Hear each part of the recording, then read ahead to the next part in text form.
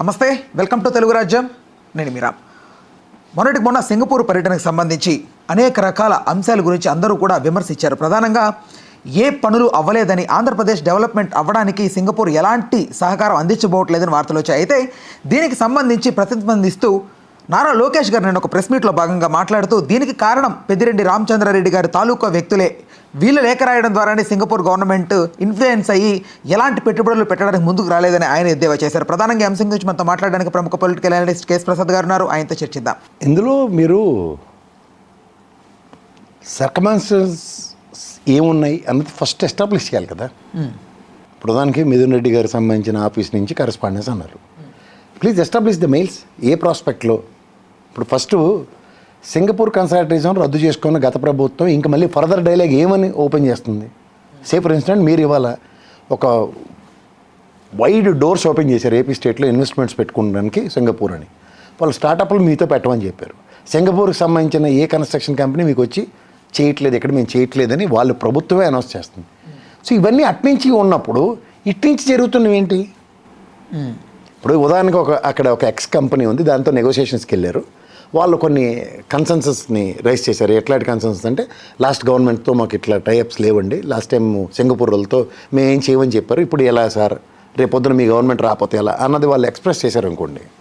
సరే, ఒక ఒప్పందం జరిగితే ఆ ఒప్పందానికి బద్దులే ఎవడైనా పని చేసుకుంటారు. ఇప్పుడు ఉదాహరణకి రేపొద్దున జగన్మోహన్ రెడ్డి అవుతాడు, అయినప్పుడు ఒక సింగపూర్ వాడు వచ్చి తీసుకొచ్చి ఒక ఇన్వెస్ట్మెంట్తో కంపెనీ పెడుతున్నప్పుడు మా ప్రభుత్వం వచ్చింది కాబట్టి నువ్వు పెట్టొద్దు వెళ్ళిపోని ఎవడని చెప్తాడా?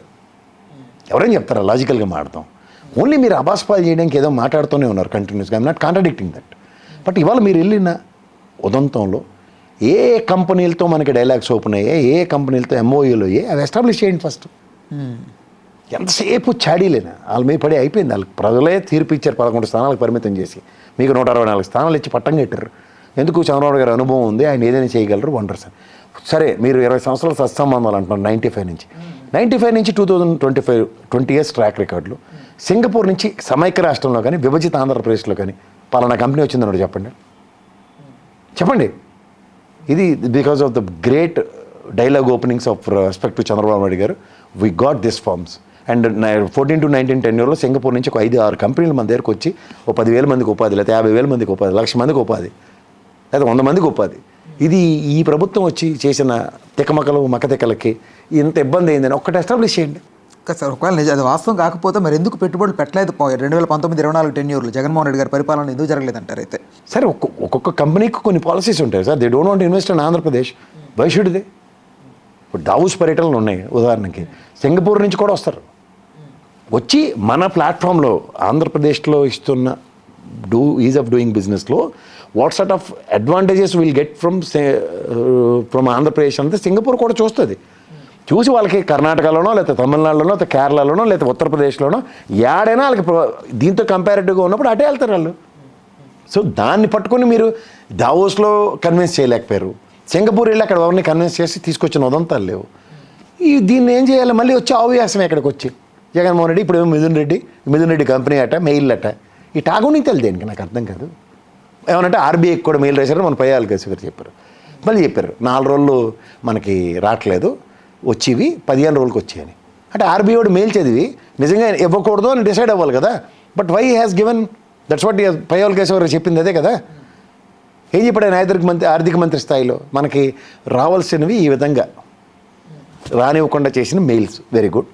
కానీ సాధారణంగా ఇవి 4 రోజులను వస్తే కానీ 15 రోజులకు వచ్చాయి. 2 వాళ్ళే చెప్తున్నారు. రానివ్వకుండా చేసిన మెయిల్స్ అంటారు, కానీ వచ్చిందని వాళ్ళే చెప్తారు. ఏది నిజమో మీరే చేసుకుంటారు సరే. అంటే రానివ్వకపోవడానికి వీళ్ళు ప్రయత్నించా కూడా మేము తీసుకొచ్చాం అని చెప్పుకోవడానికి ఇప్పుడు నాకు అర్థం కాదు సార్. ఇప్పుడు బ్యాంక్ మీకు లోన్ పెడతారు, మీరు ఫైల్ రిజెక్టెడ్ అంటారు, ఇంకో బ్యాంక్కి వెళ్తారు, వాడి దగ్గర కూడా రీజన్ అదే ఉంటుంది కదా. మీ పే స్లిప్ లేదంటే మీ ఫామ్ 16 మ్యాచ్ కావట్లేదు, లేకపోతే ఏవో రీజన్స్ వాడు చెప్తాడు కదా. రీజన్స్ వాడు చెప్పకుండా గుడ్డే చీల పని ఇచ్చేవాడు ప్రైవేట్ వాడు కదా. ఏమన్నా పర్లేదు సార్, డీవియేషన్స్ ఉన్నా మీకు ఇస్తాం లోన్ అన్నవాళ్ళు గవర్నమెంట్ సెక్టర్ నుంచే కదా మీరు తీసుకొస్తున్న లోన్లు. నేను దాన్ని ఏ ప్రాతిపదిక మీద కన్సిడర్ చేస్తారు? మెయిల్సే నిజంగా ప్రాతిపదిక అనుకోండి. RBI should have throne the file out కదా. అంత దాకా ఎందుకు? ఆర్బీఐ బాండ్స్ వేలంలో మొదటి వారంలో వెళ్తున్నాం, 2వ మంగళవారం వెళ్తున్నాం. మనం 2వ మంగళవారం ఎందుకు వెళ్తున్నాం? బికాస్ ఆ ప్రయారిటైజేషన్ గాట్ సింక్డ్. కాస్త ఒకవేళ వీళ్ళు మెయిల్స్ పెట్టారు అనుకుందాం, ఆ యొక్క పెట్టడానికి రీజన్స్ ఏమేమి ఉండొచ్చు? ఏమైనా అర్థం ఉందా అసలుకి? దేనికి పెడతారండి అసలు? నాకు అర్థం కాదు. దేనికి పెడతారు? ప్రధానికి మిథున్ రెడ్డి కంపెనీ ఒక టెండర్ వేసిందండి, ఈ ఉదాహరణకి ఆంధ్రప్రదేశ్లో జరుగుతుంది దానికి. సింగపూర్ కూడా టెండర్ వేసాడు అనుకోండి, వాళ్ళు ఏదో ఇంటర్నల్ కాన్ఫ్లిక్ట్, నేను నీకన్నా ఇది నాకన్నా నువ్వు గొప్ప. అసలు టెండర్ దేనికి పిలిచారో సార్ చెప్పమను? ఏ కంపెనీకి ఇక్కడ పెట్టడానికి? లేదా పవర్ ప్లాంట్ మిథున్ రెడ్డి పెడతానన్నాడు, దగ్గర సింగపూర్ వచ్చి పెడతానన్నాడు. ఈ రెండు ఎస్టాబ్లిష్ చేయండి ఫస్ట్. మిథున్ రెడ్డి కాంపిటెన్సీకి వాళ్ళని తట్టుకోలేక వాళ్ళని వైలేట్ చేయడానికి మెయిల్ పెట్టాడు. ఇవన్నీ మాకు ప్రూవ్ చేయకుండా గాల్లో గుళ్ళు పెడితే ఎవరు చెప్తారు సమాధానం దానికి? అంటే ఇక్కడ ఒక లాజిక్, నాకు అర్థం కాని లాజిక్ ఒక క్వశ్చన్ ఉంది సార్. అదేంటంటే ఇప్పుడు వీళ్ళైనా ఒకవేళ పెట్టారనే వీళ్ళు అభియోగం మోపుతున్నారు కదా, వీళ్ళైనా వచ్చే పెట్టుబడులు రావద్దని ఎందుకు చెప్తారు? ఫర్దర్గా వీళ్ళు మేము గవర్నమెంట్ మారబోతుంది, ఇప్పుడు అన్స్టేబుల్గా ఉంది గవర్నమెంట్, మేమే వస్తాం అన్నారు, బట్ మేము వచ్చే కూడా మీరు రండినే చెప్తారు కదా, మీరు రావద్దని ఎందుకు చెప్తారు అనేది మెయిన్ నాకు అర్థం కాని లాజిక్. ఇప్పుడు జగన్మోహన్ రెడ్డి రిజల్ట్స్ డిక్లేర్ దాకా ఆయన ఓడిపోతాడని ఏమైనా ఎలక్షన్కి వెళ్ళాడే? అలాంటప్పుడు నెక్స్ట్ మా గవర్నమెంట్ వస్తుంది కాబట్టి బిజినెస్ చేయండి అనే చెప్తాడు, కానీ ఎవడైనా ఏ ముఖ్యమంత్రి నేను గవర్నమెంట్ వస్తాను కాబట్టి నువ్వు బిజినెస్ చేయొద్దని చెప్తాడు ఎవడన్నా? I didn't understand still right now. అదే ఏం లాజిక్? అది ఇల్లాజికల్గా నువ్వు రీజనింగ్ జస్టిఫై చేయి. ఇప్పుడు ఉదాహరణకి ఒక తమ్ముడే ఏదో పెట్టావు నా వీడియోకి, నాకు నచ్చకపోతే నీకు రాత్రి నేను ఫోన్ చేసి చెప్పిన ఉదంతాలు ఉన్నాయి లేవు? మమ్మీకి చెప్తున్నానా, లేకపోతే దానికి దాపరికంగా, లేకపోతే మీ కెమెరామెన్కి ఫోన్ చేసి నాకు రామంటే భయం, నేను చెప్పలేను కాబట్టి నువ్వు చెప్పు, ఇలాంటి పకోడి కబుర్లు ఎవడని చెప్తాడా? అది నాకేందుకు చెప్తారు సార్? నేనైతే SOS నెంబర్ ఇస్తాను, లేదంటే రామ్ నెంబర్ ఇస్తాను, మీరు మాట్లాడండి సార్ అంటాడు ఫస్ట్ అయితే. కానీ వెళ్ళి నాకు ఛాన్స్ దొరికింది కాబట్టి నెక్స్ట్ మేనేజ్మెంట్ లెవెల్ దగ్గరికి చూడండి సార్, హెడ్డింగ్ నచ్చట్లేదు ప్రసాద్ గారికి, కెమెరా పెట్టినప్పుడు ఆయన ఫేస్లో డిఫరెంట్ ముఖ కవలికలు ఉన్నాయి సార్ అని ఇలాంటివన్నీ చెప్పుకోవడం మొదలెట్టాడు అనుకో, నాకెందుకు చెప్తున్నావు సోదును వెళ్ళి ఆ రామ్కి చెప్పని చెప్పాలి ఎవరు మీ మేనేజ్మెంట్. అది కాకుండా ఇది బాగా చెప్తాడు కాబట్టి తెచ్చుకోని కబుర్లు నేను వెంటూ కూర్చున్నారు అనుకోండి, తెల్లరిపోద్దా పోదా? ఇది అవసరమా అది అవసరమా? సింగపూర్ పర్యటన వైఫల్యాన్ని ఇటువైపు నెట్టడమేనా మెయిన్ ఎజెండా? అంతే కదా. ఇప్పుడు 2 ఫారెన్ ట్రిప్లు, ఒకటి దావోస్ అండ్ సింగపూర్, 2 ఉట్టి చేతులతో వచ్చిన ఉదంతంలో లక్షల పెట్టుబడులు వస్తున్నాయి. ఈ టాగుణింతలు ఎవరికి కావాలా? ఇప్పుడు CA సమ్మిట్లే వైజాగ్లో 19,50,000 కోట్ల ఒప్పందాలు కనబడుతున్నాయి. అయిన ఎన్ని అవుతాయి గ్రౌండ్ తర్వాత విషయం. అలాగే సింగపూర్ నుంచి ఇగో ఒప్పందాలు. ప్రెస్ మీట్ ఎప్పుడైతే చంద్రబాబు గారు పెట్టట్లేదో మీరు అప్పుడే దాన్ని అర్థం చేసుకోండి. సాధారణంగా ఆయన సేవ చిట్టుక్కుమంటే మొత్తం ప్రపంచం అంతా ఏనుగు గేంకరిస్తొచ్చుండి ఆ లెవెల్లో ఉంటుంది ఆయన ప్రెస్ మీట్లు. ఉప్పు నిప్పులా ఉన్న 2 పార్టీలు తమిళనాడుకి సంబంధించి వాళ్ళు తమిళనాడు లబ్ధి కోసం మమేకమై వెళ్ళి మాట్లాడిన సందర్భంలో, బట్ ఆంధ్రప్రదేశ్కి వచ్చేసరికి ఎందుకు ఇట్లా రాజకీయాలు ప్రజలు ఇబ్బంది పడ్డారు, ఆంధ్ర రాష్ట్ర డెవలప్మెంట్ ఆపుతున్నారని వాళ్ళు. సార్ మీకు వెనకాలకు ఉంటే ఏదో సామెత ఉంటుంది, ఆయనే ఉంటే తెల్లచీర ఎందుకని. ఈ తెల్లచీర అయినా ఉంటే కథ ఇలాగా నేను ఈ ఇండస్ట్రీస్ ఇక్కడికి రాకపోవడానికి ఈ రీజన్ అని అవడానికి చెప్పాడా? Singapore concept we are not doing any business with Andhra Pradesh in civil constructions అన్నది నిన్న మంత్రి స్థాయి వ్యక్తి కదా చెప్పాడు. ఆ డెసిషన్ కారణమే వైసీపీ అనేది కూడా ఇంకోటి వినిపిస్తుంది. ఎలా వస్తుందండి నాకు అర్థం కాదు. ఇదేమన్నా నరేంద్ర మోడీ గారు శివశంకర్ గారు వెళ్ళి ఓ డైలాగ్ ఓపెన్ చేయకపోవడానికినో లేకపోతే ఓ డైలాగ్ క్లోజ్ చేయడానికినో, ఫెడరల్ సిస్టంలో ఒక స్టేట్ ఎవడైనా స్టేట్ రిప్రజెంటేటివ్స్ వెళ్ళి బతిమాలుకుంటారు, సార్ మా దేశంలో మా రాష్ట్రంలో మమ్మల్ని కన్సిడర్ చేయండి సార్, అంతేకాని మా రాష్ట్రాన్ని కన్సిడర్ చేయొద్దని ఎవడని చెప్తాడా? అదే ఎవరెవరు క్లింటన్ని తీసుకొస్తే బుష్ గారిని తీసుకొచ్చిన ఉదంతాలు 2 ఇద్దరు ముఖ్యమంత్రులు పోటాపోటీగా చేసుకున్న ఉదంతాల్లో ఆయనకు ఆ పోటీతత్వం ఉండదు జగన్మోహన్ రెడ్డికి. అరే మా నాన్నగారు కూడా ప్రెసిడెంట్ ఆఫ్ యూఎస్ని తీసుకొచ్చారు, చంద్రబాబు గారు ప్రెసిడెంట్ ఆఫ్ యూఎస్ని తీసుకొస్తే మా నాన్నగారు కూడా చేశారు కదా. అలాగే చంద్రబాబు గారు కియా మోటార్ తీసుకొస్తే దాని తలదాన్ని కంపెనీని ఏం తేవాలన్న ఆలోచన లేకుండా ఎవడన్నా ఉంటాడా ఎవడైనా? కానీ ఉన్నారు అనేది కదా వీళ్ళు ఎద్దేవా చేస్తారు. దాన్నే అమాయకత్వం అంటారు. పోటీతత్వం లేని రాజకీయం చేయడం అంటే దీన్నే అంటారు.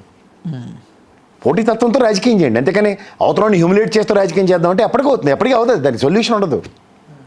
యువర్ ఫెయిల్యూర్స్ గాట్ ఐడెంటిఫైడ్ అన్నప్పుడు ఫెయిల్యూర్స్ని ఎస్టాబ్లిష్ చేసుకోవడానికి అవతల వాళ్ళకి సువర్ణ అవకాశం ఇస్తున్నాం. Simple logic. ఇప్పుడు డిఎంకే ఏడిఎంకే మాట్లాడారు. జయలలిత గారి మరణానంతరం జరిగిన ఎలక్షన్స్లో స్టాలిన్ గారు గెలిచారు. అమ్మ అన్న పదంతో ఉన్న పథకాలన్నింటినీ ఆయన కంటిన్యూ చేస్తున్నాడు. అవును, స్టిల్ రైట్ నౌ. మరి వీళ్ళు మరి ఏడిఎంకే డిఎంకే పోలికి బాగా చెప్పారు కదా మీరు, ఎందుకు కంటిన్యూ చేస్తున్నాడు ఆయన? మరి అవే నవరత్నాలకు ధీటుగా ఇంకా ఎక్స్ట్రా ఇస్తాం, పెప్సీ తాగినట్టు దిల్ మాంగే మోర్ అని చెప్పారు మీరు, ఎందుకు ఇవ్వలేకపోతున్నారు? మళ్ళీ మీకు డిఎంకే ఏడిఎంకే కంపారిజన్ కావాల్సి వచ్చింది సింగపూర్ వెళ్ళినప్పుడు. చేయగలం కానీ చేయలేకపోతున్నాం, దానికి కారణం గత ప్రభుత్వం చేసిన అదే. చేయగలం కానీ చేయలేకపోతున్నాం జగన్మోహన్ రెడ్డి, చేస్తాం కానీ చేయనివ్వడానికి ఆటంకాలు క్రియేట్ చేస్తాడు జగన్మోహన్ రెడ్డి. ఇందుకీ మాకు ఈ అవ్యాసం. ఏడు చేసినా జగన్మోహన్ నామస్మరణం తప్ప ఇంకోటి లేదు మీ దగ్గర. దీనికా 124 స్థానాలు? యనమల రామకృష్ణుడు గారు 100 కోట్లే ఉంచారు ఖజానాలో అన్నప్పుడు హలో లక్ష్మణ జగన్మోహన్ రెడ్డి కూడా ఇలాగే ఏడ్చుకుని కూర్చున్నాడా? ఆల్టర్నేటివ్స్ క్రియేట్ అవ్వాలా. You need to prove your lethal with using all your weapons. సాధారణంగా చిన్నపిల్లల్లో పోటీతత్వం ఉంటుంది. నీకన్నా ఎక్కువ నేను చేయాలా, నాకన్నా తర్వాత ఇది చరిత్ర నిలిచిపోవాలని. ఇది ఎక్కడ విడ్డూరం? హలో లక్ష్మణ ఏడ్చుకుంటూ కూర్చుంటారు వాళ్ళ మీద పడి. కన్నా